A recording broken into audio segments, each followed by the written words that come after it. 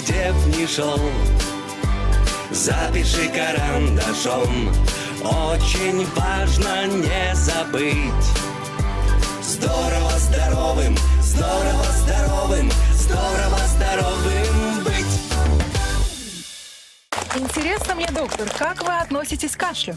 Смотря к какому. Если человек с утра прокашлялся и больше не кашляет, все хорошо, у меня к нему нет претензий. Но если человек кашляет в течение месяца, тут стоит задуматься. А как определить характер кашля? Вот даже выражение есть такое: плохой кашель. Плохой это какой? Вопросов много, меня это радует. Пора разбираться. Добрый день, мы начинаем. Вот мне интересно, мы взрослые, казалось бы, ответственные люди, а к кашлю относимся очень безответственно. Причем всегда находим себе оправдание. Мол, простуда подзатянулась, или, я не знаю, там побочные эффекты, или, немножечко потерпеть и пройдет. А кашель иногда и не проходит. Подписываюсь под каждым словом. К нам, врачам, иногда люди приходят с кашлем не как симптомом, не как проявлением, а именно уже с конкретным заболеванием. И это настораживает. Я бы сказала, что нельзя игнорировать этот симптом, потому что он входит в топ самых опасных для жизни человека симптомов. А у нас в гостях замечательный эксперт, врач, пульмонолог высшей квалификационной категории Сергей Метельский, врач медицинского центра «Центр здорового сна». Здравствуйте, доктор. Говорим о кашле. Но он настолько многолик, но характер кашля очень часто помогает нам в диагностике, не правда ли? Совершенно верно. Я назову несколько ключевых характеристик кашля. Можно? Пожалуйста. Влажный, сухой, надрывный, лающий, свистящий, удушающий. Очень важным, кроме перечисленных характеристик, является еще и давность кашля. Как давно он беспокоит человека. Есть определенные рецепторы в организме, в дыхательной системе. И вот раздражение того или иного отдела дыхательной системы и формируется такой кашель. Есть кашлевые рецепторы и в трахее, в области деления трахеи на... Сможем мы тут открыть вот эту систему? Великолепно, великолепно. Да, вот, какой прекрасный манекен. Деление трахеи на главные бронхи и даже в области деления на долевые бронхи. Именно вот тот уровень, где имеются кашлевые рецепторы.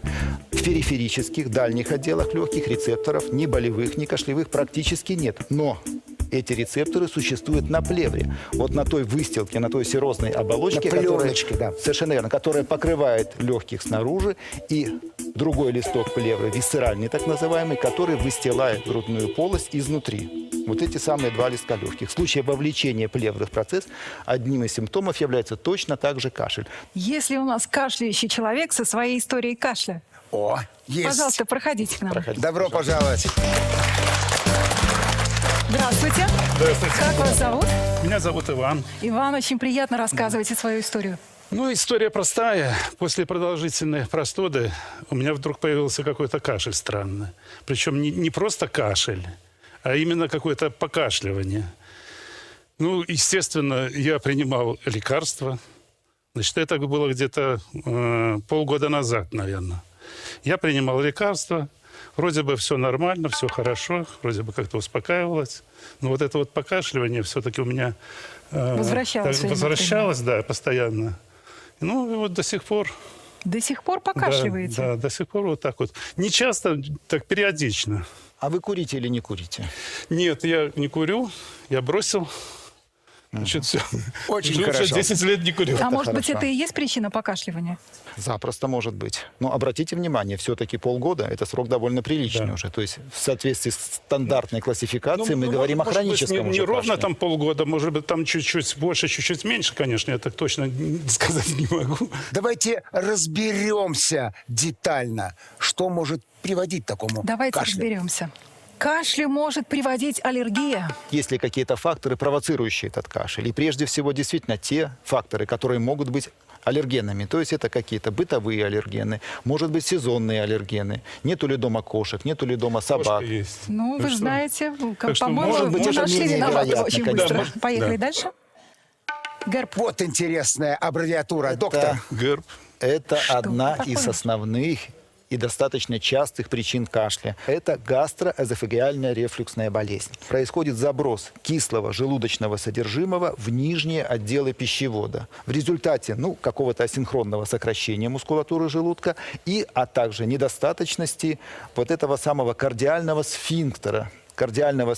Именно того жома, того мышечного образования, которое находится на границе между пищеводом, нижней его частью, и входом в желудок. Давайте узнаем, как невроз связан с кашлем. Вы знаете, невроз, в общем-то, диагноз, скорее, у нас исключение, я бы сказал. Это не тот диагноз, который мы среди первых строчек, я бы, наверное, все-таки его уже... На последнее место. На последнее место. Сначала надо исключить все заболевания, прежде чем сказать, что это респираторный невроз. Поэтому Примерно так, абсолютно согласен. Да. Идем дальше, Ирина. Идем дальше. Гельминты. Как Есть у вас, какие-то Иван, с комментарии? паразитами? А кто ж его знает? Как же ты это исключишь? Нет, но дело в том, что личиночные стадии многих гельминтов проходят именно стадию расселения и попадания их в дыхательные пути. Здесь надо еще учитывать и аллергический характер на те же Был у самые меня один паразит в простейшие семье, да, теща, и та уехала. И еще одна причина – заболевания сердца. Совершенно верно. Я бы выделил несколько механизмов. Во-первых, это проявление все-таки сердечной недостаточности какой-то, да? Конечно. То есть скопление. Есть некоторые заболевания аорты тоже, которые сопровождаются кашлем. При отдельным симптомам тромбоэмболии ветвей легочной артерии тоже может быть тот же самый кашель. Одним из направлений лечения наиболее распространенного кардиологического заболевания артериальной гипертензии является назначение препаратов из группы ингибиторов ангиотензин-превращающего фермента. Не будем об этом забывать. Те препараты, которые заканчиваются на прил, это те препараты... это может приводить именно к одному из побочных эффектов этих препаратов. Это все-таки чаще кашель без мокроты. И надо учитывать, что, в общем-то, здесь всего лишь один способ борьбы с этим кашлем – замена этих препаратов на другие. Иван идем принимает дальше. у нас лекарства какие-то? Ну да, конечно. Какое? И вот здесь Я важно вот как раз приловские принимаю. тоже одна из причин. Причинка еще, спасибо. И еще одна причина – ОРВИ. Ну, что мы скажем Острые по этому поводу? респираторные вирусные инфекции. Самые распространенные, наверное, болячки.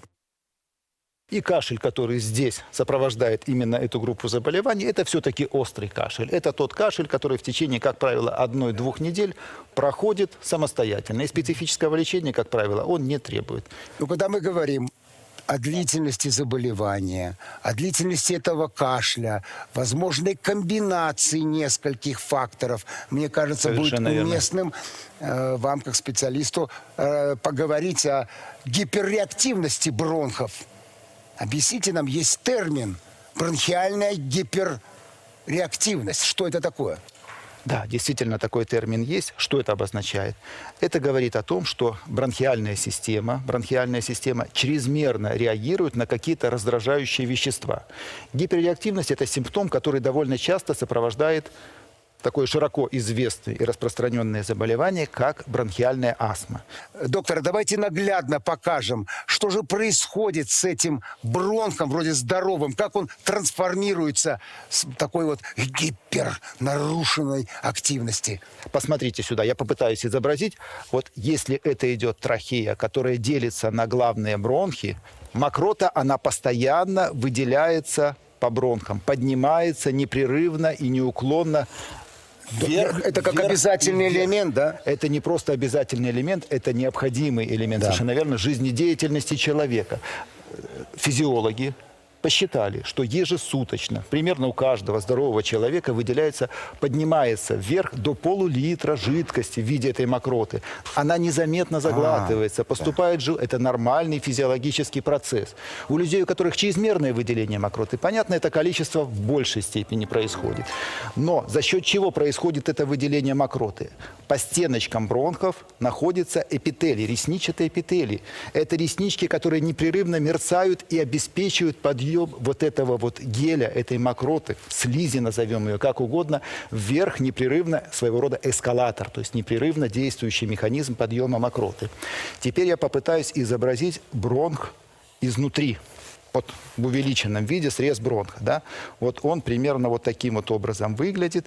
Ну, я уже тут, может быть, отечный бронх. Это просвет бронха, вот здесь вот ресничатые эпителии находящиеся, здесь подслизистый слой, а вот это вот мышечные волокна. Даже, наверное, для наглядности можно их, если Цвет позволите, изменить. красным цветом, да, попытаюсь изобразить. Вот где-то эти мышечные волокна. В момент раздражения происходит и мышечный спазм, и отек, и скопление мокроты. Где-то вот здесь, может быть, даже вот это вот избыточная мокрота, которая в норме-то в небольшом количестве находится. И в итоге возникает затруднение дыхания. В итоге чувство одышки, чувство нехватки воздуха. То есть гиперреактивность бронхов прямиком приводит к бронхиальной астме. Я правильный вывод делаю? И бронхиальная астма – это уже хроническое, подчеркиваю, хроническое заболевание. Я прав, коллега? Если это мы не однозначно будем принимать хроническое никаких мер. воспалительное заболевание. Давайте в нашей студии проведем такую самодиагностику. Я предлагаю взять воздушные шарики, и с помощью нашего эксперта мы определим полноту, скажем так, и, соответственно, объем, вот, качество нашего выдоха. Что мы должны сделать? Глубоко вдохнуть в себя воздух и выдохнуть все это. Один раз. Шарик. Но весь воздух.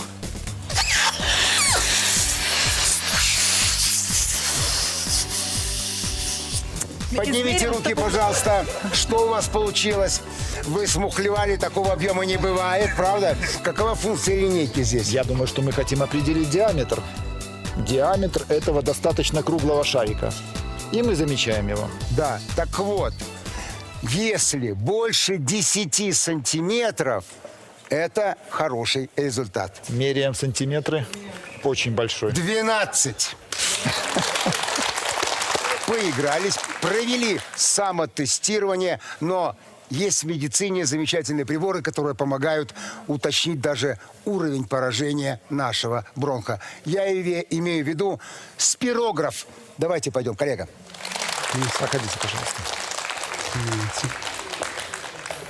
Значит, вот эту прищепочку мы, чтобы предотвратить носовое дыхание, держим аппаратик. По моему сигналу будем готовы брать его в рот.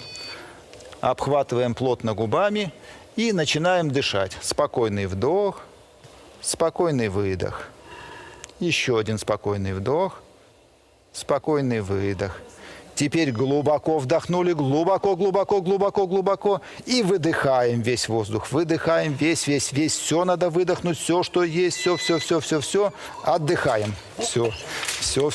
Иван, как вы себя чувствуете? Молодец, изумительно. Вы знаете, Прокомментируйте, доктор. вы знаете, я хочу сказать, что человек действительно очень качественно постарался. Все критерии качества выполнения теста, обратите внимание, все плюсики. Буквально с 2 попыток. Говорит о том, что человек очень старался, полноценно, без всяких вопросов выполнил качественно данный тест. И это говорит о том, что результатам этого теста мы можем доверять. То есть они достаточно правдоподобны на настоящий момент. Доктор, какие-то рекомендации будут Ивану? Вы знаете, я считаю, что Иван молодец, что бросил курить несколько лет назад. И благодаря тому, что все-таки бросил курить, у него показатели, как объемные показатели легких, так и показатели проходимости дыхательных путей. Я уже смотрю по объему форсированного выдоха за первую секунду 102% от должных величин. По показателям теста ТИФНО, модифицированное теста ТИФНО, эти показатели говорят о том, что нету выраженной бронхиальной обструкции. Можно Показатели сказать, что эти- это показатели здорового человека. Практически, Можно да, Ивана да, поздравить с тем, что у него... Он помог, во-первых, нам показать, что это за прибор. Во-вторых, что он молодец. Так держать, Иван. Спасибо. Здоровья вам. Присаживайтесь. Спасибо большое. Ну что же, отличный результат. Я рада за нашего гостя. Сергей Михайлович, скажите, а каждый, кто кашляет, должен проходить такие исследования? Вы знаете, я думаю, что при остром кашле нет показаний к тому, чтобы проходить, тем более в острую фазу кашля. Сами понимаете, что если человек кашляет, это не позволит ему полноценно выполнить данный тест. То есть данные симптомы, данное исследование показано именно для пациентов, которые страдают одышкой, у которых есть подозрение на гиперреактивность дыхательных путей, о которых мы говорили. Те пациенты, у которых есть подозрение на хроническую обструктивную болезнь легких. Ну и в настоящее время мы можем ее использовать как скрининг. Скрининг, раннюю диагностику заболеваний дыхательных путей. Спасибо большое, доктор. Огромное спасибо. Спасибо за разумную, правильную беседу, за ваши знания. Спасибо, желаем успехов. Поэтому, уважаемые, Не шутите с кашлем. Не дожидайтесь, что кашель может привести к серьезному заболеванию. При необходимости нужно обратиться и обследоваться. Замечательный метод – спирометрия. Но самое главное – думайте о себе. Ну, я бы сказала, никому не хочется болеть, правильно, но если так случилось, и ваша иммунная система оказалась слабее, чем простуда и грипп, срочно принимайте меры и отправляйтесь в аптеку за противовирусным препаратом Кагацел. Здорово здоровым, здорово здоровым, здорово здоровым быть. Привычные сегодня бананы и апельсины считались очень экзотическими продуктами. И возможность побаловать себя была настоящей удачей, особенно не в сезон. А сейчас у нас на круглый год на наших столах и ягоды, и фрукты, и овощи. Более того, производители как будто соревнуются, кто кого больше удивит. И результат того – фиолетовый картофель или, я не знаю, желтый арбуз. Да? Ну, это всего лишь результаты человеческого труда. Это результаты селекции. Но, тем не менее, таким путем появились гибриды. А сейчас я хотел бы протестировать наших уважаемых гостей на предмет, что из этих двух фруктов гибрид – апельсин или помело. Кто за апельсин, поднимите руки. Есть Практически, такое. Да, есть у нас в зале. Ну, Хорошо. кто за помело?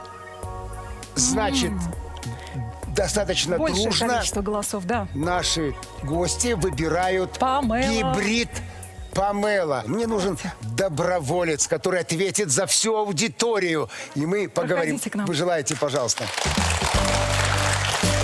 Добрый день. Как вас зовут? Давайте знакомиться. Меня зовут Лола. Приятно. Лола, очень приятно. Лола, очень приятно. Это хорошо. Вы руку подняли за помело? Да.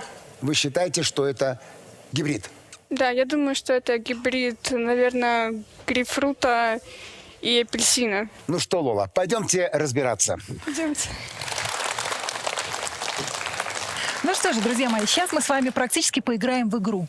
У нас на столе представлены цитрусовые, апельсин, мандарин, грейпфрут, помело, лайм и лимон.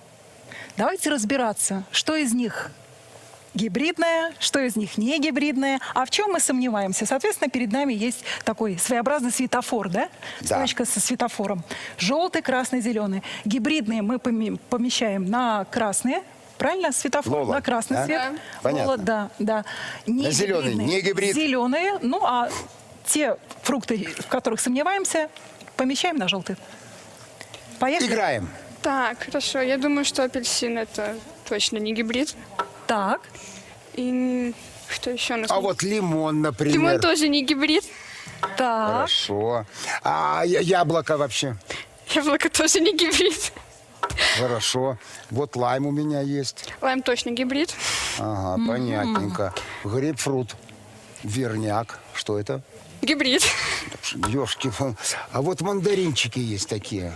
Честно говоря, даже не знаю. Не знаю, у нас желтая давайте, есть на желтый дайте, я зона. вам Мы помогу. сомневаемся. Пожалуйста. Помело. Хороший Гибрид. вес. И помело гибрид. Оп. Ну что же, доктор, по-моему, мы не сдали зачет ни в одному предмету. Давайте будем разбираться. Мы Давайте. начинали с апельсина. С апельсином. Что это не гибрид? Да, так вот, это результат природной селекции мандарина и помело. Да, это было сделано в Китае 2500 лет назад. А в наших краях он появился благодаря князю Меньшикову. Настолько ему полюбился этот цитрус, что он отгрохал огромный замок, разбил оранжерею и даже поместье назвал в честь цитрусовых. Айраниенбаум. Вот такая вот интересная история. Да, А что с лимоном? любопытное. Так, а что с лимоном? Лимон у нас в зоне не гибрида. На самом деле это, что ни на есть, полноценный гибрид. Он был получен путем скрещивания лайма и дикого лимона. Лола, на какой зоне он должен стоять? Ну тогда не гибрид. У нас все смешалось и перепуталось. Почему гибрид? И это хорошо. Яблоки в нашей игре не участвуют. Давайте посмотрим, что не является гибридом. Честно говоря, даже уже не знаю. Да, сложный вопрос оказался. А лайм там есть? Есть. Я думаю, что может быть помело, если вначале была такая загадка с ним. я уже намекнул, что лимон получен в результате селекции лайма. То есть это природный цитрус. Зона зеленая. Это никакой не гибрид. Я думаю, что и помело занимает не свое место. Правильно, Ирина, считаете, потому что помело – это природный цитрус. Не удивляйтесь, это прародитель всех цитрусовых. От него пошла вся эта вкуснясина. Поэтому он должен находиться в зеленой зоне. Ну, а что мандарин? Мандарин Лола поставила под сомнение. Не знаю. Да, сомнения Да и я понятны. уже сомневаюсь уже. Тут совсем ничего не понятно сегодня. Тем не менее, мандарин – это природный, то есть не гибридный цитрус. Переставляйте в правильную зону. Лолочка, держите. Спасибо. И у нас остается грейпфрут. Грейпфрут. Лола, куда мы его определим? Мы уже определили его в зону гибрида, причем сразу. А теперь даже подумайте. Грейпфрут. Ну да, это гроздья винограда, правильно?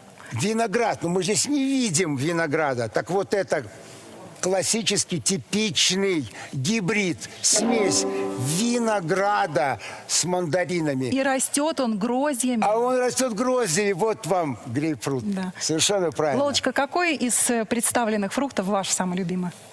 Ну, наверное, помело. Наверное. Так не уверена. Я все люблю на самом люблю. деле. Всё такое Все вкусненькое. цитрусы, да. А цитрусовые ценят за то, что в них много витамина С. На ваш взгляд, где больше витамина С? В лимоне. В А лимоне. я думаю, что в лайме. Так вот и нет. Вот так. Несмотря на то, что лайм прародитель, как бы стар, лимон содержит витамина С в 2 раза больше.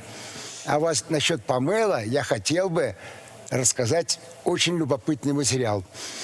Прародитель всех цитрусовых содержит наибольшее количество витамина С. И когда вы покупаете этот фрукт, оцените его на вес. Есть правило, чем он весомей, тяжелее, тем больше в нем витамина С. А я люблю грейпфрут. Наверное, зря. Что в нем особенного? Здравствуйте, конечно, нет. Там же очень много полезных веществ. Во-первых, это глюкоза, фруктоза, там масса микроэлементов, там витамины, которые Дмитрий Михайлович, вы полезны. меня успокоили. Спасибо. Буду любить дальше. Скажите, пожалуйста, если вы любите, ну вот, допустим, помело, а вы вот эти вот пленочки междолевые съедаете или очищаете? Никогда их не ем, хотя И знаю, что они я тоже полезны. никогда не ем. Вы Тоже очищаете, знаю, вы что- съедаете мякоть. Да. И очень зря, потому что вот эти перепоночки между дольками содержат массу полезных веществ. Это и пектины, это и микроэлементы, которые улучшают наше кишечное пищеварение. Ну что же, Лолочка, надеюсь, что вы все поняли. Мы помогли вам разобраться в гибридных и негибридных фруктах. Я Усвоили думаю, что и вы, пройденный Ирина, материал. тоже узнали И я очень тоже полезную заодно. информацию. Лола, спасибо за помощь. Спасибо Присаживайтесь, огромное. пожалуйста. Спасибо вам. Идите сюда. Дмитрий Михайлович, вы так вкусно рассказали о цитрусовых, так много полезного мы узнали с гостями нашей студии. Но я вам скажу, что летом я отдыхала и первый раз попробовала желтый арбуз, и он мне очень понравился.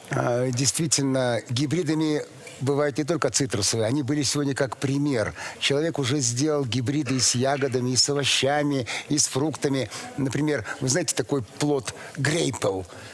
Не знаете? А это гибридный, очень вкусный плод яблока, селекционированное с виноградом. Но он, наверное, не представлен на нашем рынке, да? Ну, пока я не встречал. Или малиника. Это малина с земляникой. Красиво звучит. И звучит, да, и, наверное, тоже вкусно. песня. Не пробовал. Есть еще такой гибрид, как йошта. А это черная смородина с крыжовником. Что-то очень кислое. Возможно, но крыжовник бывает очень сладким. А какие гибриды есть, не опасно, кстати? Нет, конечно, это безопасные продукты, поэтому ешьте на здоровье. Здесь представлены просто два растения, скрещенные между собой. Никаких не было здесь операций на генах, хромосомах растений. Просто путем селекции, подбора не за один, возможно, и не за 2 года выведены такие вот новые Доктор, сорта. тогда давайте разберемся в свойствах гибридов, чтобы уже развеять все сомнения. Давайте Давайте. посмотрим. Витаминная бомба.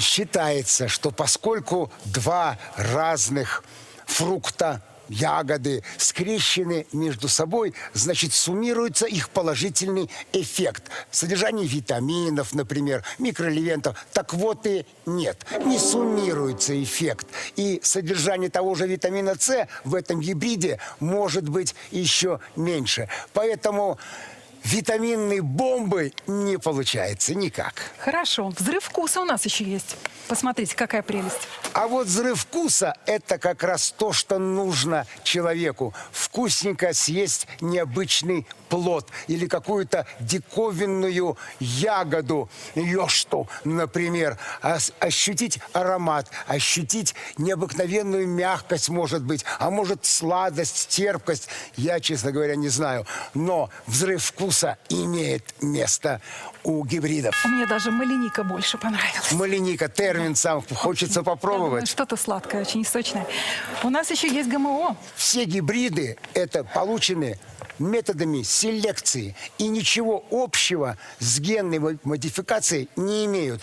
При этих генных делах часть генома одного плода переносится в другой и как бы вваривается. И данная система, информационная система ДНК работает по-другому. В результате генной операции мы можем получить принципиально новый плод, ягоду или овощ. Поэтому не путайте полученные путем селекции гибриды с генно-модифицированными продуктами. То есть гибрид ничего общего с ГМО не имеет. Правильно? Правильно. Кстати говоря, самый древний гибрид – это пшеница. Вы знали об этом? Это смесь 3 диких трав. Ну вот с гибридами мы и разобрались. Мы скоро к вам вернемся, и доктор ответит на все ваши вопросы. Оставайтесь с нами. Здорово здоровым, здорово здоровым, здорово здоровым быть. А сейчас у гостей нашей студии есть возможность задать наболевшие вопросы. Пожалуйста. Зачем пить лекарства постоянно? Например, поднялось у человека давление, выписали ему какое-то средство, он пропил, стабилизировалось давление, и можно остановиться. Правда же? Не будет лишней химии в организме накапливаться, а еще ж и привыкает организм. Так я думаю, что вот всегда меня мучил этот вопрос. Нельзя ли только полечиться, одномоментно, а Если бы потом... можно Хороший было... вопрос. Да, если бы можно было так просто поступить. Я попробую объяснить вам наглядно. У человека высокое давление. Его начинают лечить лекарственными препаратами. Ну вот, высокое давление, вот оно, артериальное давление. Оно высокое. Это целый комплекс неприятных ощущений. Ему назначают лекарства для того, чтобы стабилизировать.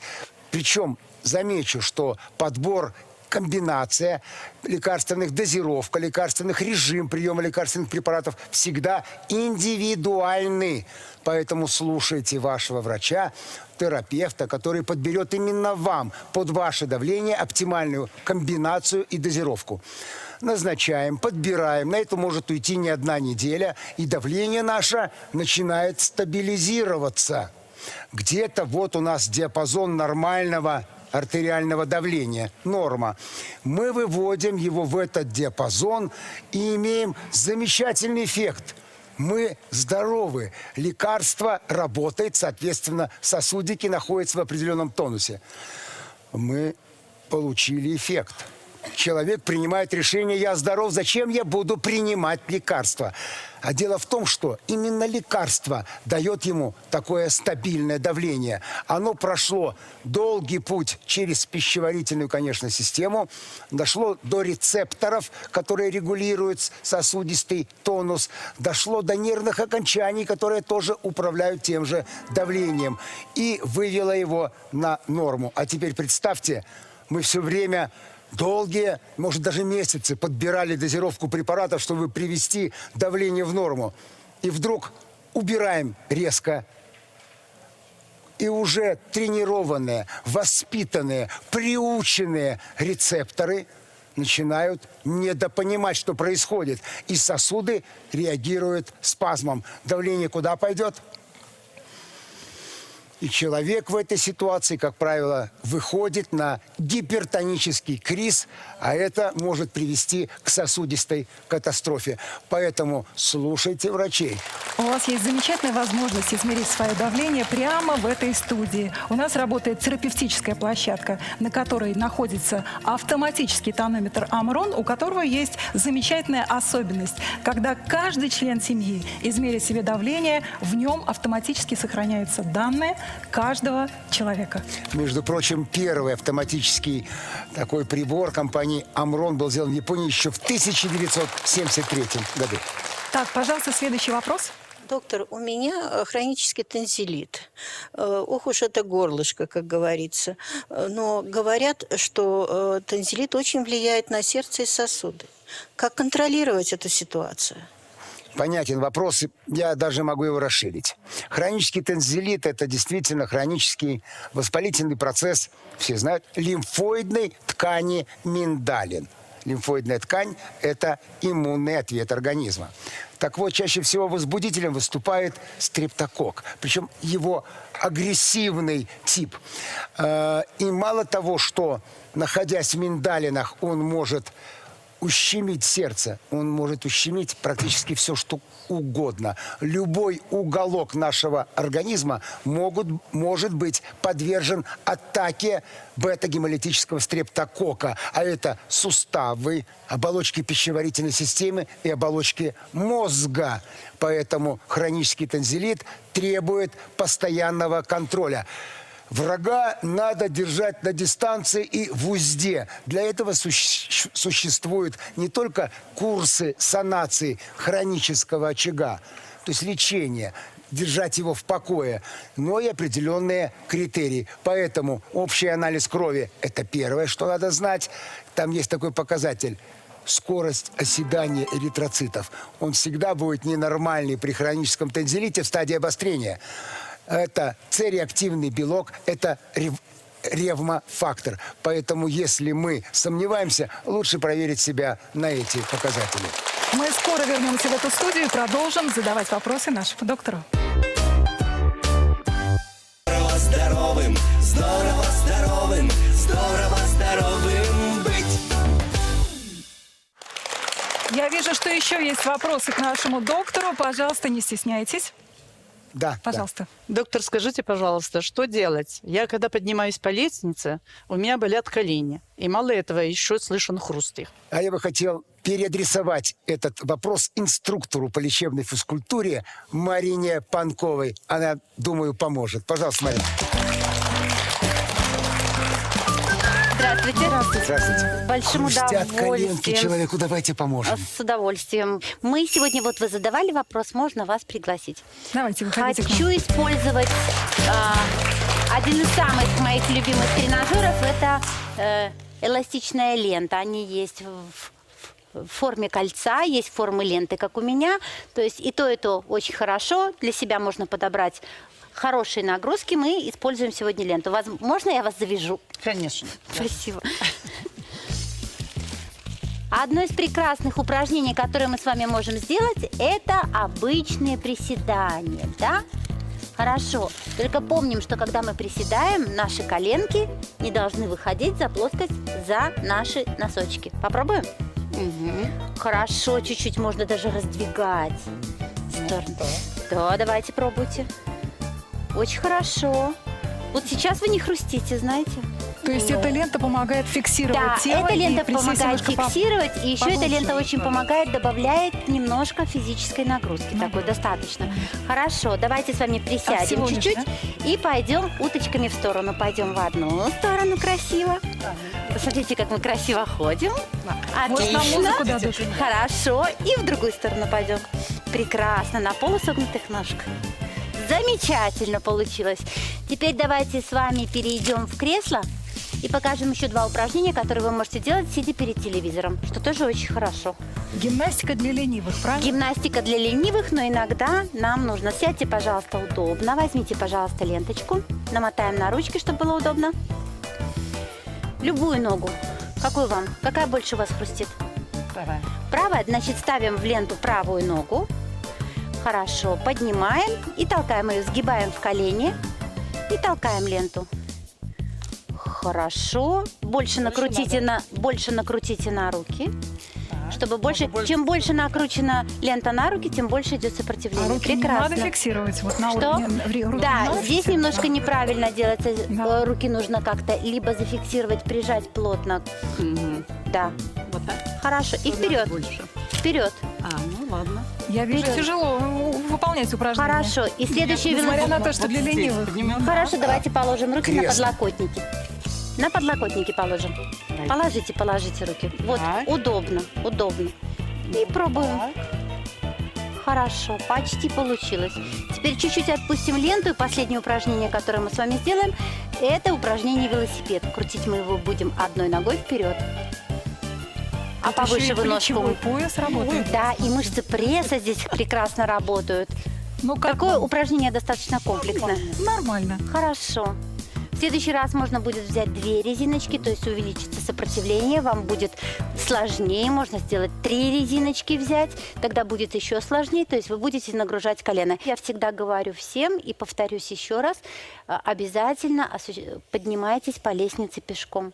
Даже если вы живете высоко, несколько На этажей, 23 этаж. вы всегда можете несколько этажей пройти пешком, позволить себе. Это прекрасная нагрузка для ног и прекрасная профилактика хруста в коленях. А вот про теннисистов говорят, что они сажают суставы. Они тоже долго и очень много двигаются. Да, но они здесь очень, обратный эффект, правильно? Да, но у них очень долго и очень длительно и очень сильно нагрузочно. Очень Да. высокий темп и очень резкие движения. А если мы плавно Да-да-да. поднимаемся по лестнице или осуществляем плавную прогулку в среднем темпе, то здесь мы нагружаем абсолютно равномерно Другой все режим. Так мышцы. что, и здесь уважаемые идет друзья, немножко другой. плавно, медленно и печально на 12 этаж или на 15 пешком. Скажите, было ли тяжело вам, было ли сложно? Нет, мне тяжело не было. Я все время занимаюсь физкультурой, Вы можно занимаетесь. сказать. И вот эти несложные упражнения, пускай, может быть, они для вас непривычны, вы начните выполнять дома, перед телевизором, в хорошей атмосфере уюта и комфорта. И занимайтесь этим регулярно, систематически, с обязательным хорошим настроением, чтобы в будущем не пришлось менять суставы. Спасибо вам большое. Спасибо. Спасибо нашему инструктору. Марина, спасибо большое. Ждем, как всегда, вас в гости с полезной информацией. На сегодня все, друзья мои. Мы продолжим отвечать на ваши вопросы в нашей следующей программе. Надеюсь, наши ответы помогают вам быть активнее и здоровее. А сегодня мы прощаемся с вами. И нам бы очень хотелось, чтобы вы ценили и понимали, здорово здоровым быть. Чтобы мыслить позитивно на работе и в семье, загружай себя спортивно, дай разрядку голове. С первой угадай попытки, что от стресса подойдет. Не таблетки, а улыбки. Улыбнись, и все пройдет. Кто б ты ни был, где б ни шел, запиши карандашом. Очень важно не забыть